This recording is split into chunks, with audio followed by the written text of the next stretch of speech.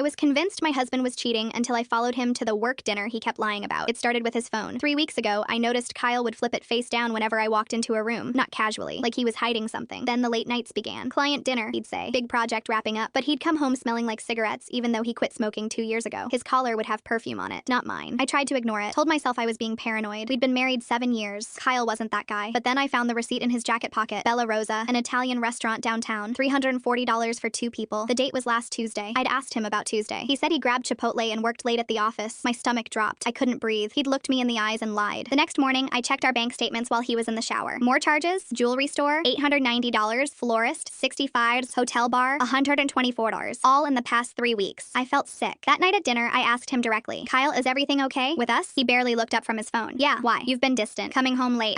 Work's been crazy, babe. You know that. He was lying again. I could see it in the way he wouldn't make eye contact. My hands were shaking as I cleared the dishes. I spent the next 2 days trying to figure out what to do. Confront him? Hire a detective? My sister said I should check his phone while he slept. You need proof, she texted me, but I couldn't do that. Not yet. Friday afternoon, Kyle kissed me goodbye and said he had another client dinner. Should be home by 10. I nodded, smiled, waited exactly 4 minutes after he left. Then I got in my car and followed him. My heart was pounding so hard I thought I might pass out. I kept 3 cars behind him the whole time. He wasn't heading downtown. He was driving toward the suburbs, toward the industrial district. This made no sense. He pulled into the parking lot of what looked like an old warehouse. My chest tightened. This was it. This was where I was going to see her. I parked across the street and watched him walk inside. I waited 5 minutes. Then I got out and walked toward the building. My legs barely worked. The front door was unlocked. I pushed it open. Inside wasn't a warehouse anymore. It was a boxing gym. Punching bags hanging from the ceiling, ring in the center, and there was Kyle, in the middle of the ring, fighting another man. Both of them had gloves on. They were circling each other. Kyle threw a punch. Missed. The other guy landed one on Kyle's ribs. Kyle stumbled back. I stood there, frozen, watching my husband get hit repeatedly in the face. Then I saw the crowd. At least 30 people around the ring, cheering, betting, passing money back and forth. This wasn't a gym. It was an underground fight club. Kyle took another punch to the jaw. Blood sprayed from his mouth. A man next to me yelled, "Come on, Kyle, you got this!" I couldn't move, couldn't think. Kyle landed a hard shot to the other guy's stomach. The crowd roared. He followed with another punch, then another. The guy went down. The referee counted. 1, 2, 3. Kyle won. The crowd erupted. Money changed hands everywhere. Kyle pulled off his gloves, and that's when he saw me. His face went white, not from the fight, from seeing me standing there. He climbed out of the ring and walked toward me. His lip was split. His left eye was already swelling. Babe, I can explain. Explain what? That you've been lying to me for weeks so you could come here and get punched in the face for money? He looked down. I lost my job 3 months ago. They downsized my entire department. My stomach dropped again. What? I didn't know how to tell you. You were so proud when I got promoted last year, so I've been coming here. The prize money is good. $5,000 if you win. You've been getting beaten up instead of telling me the truth. His eyes were wet now. I was trying to fix it before you had to worry, before we lost the house. I looked at his face, at the bruises forming, at the blood on his shirt. The receipts? The jewelry charge? I pawned my watch. The bar charge was from celebrating my first win with the guys here. The florist was, I bought you flowers but chickens out bringing them home because my hands were so bruised up. Behind us, someone called his name. Kyle, you fighting next week? I grabbed his hand. We're going home now. He nodded. We walked out together.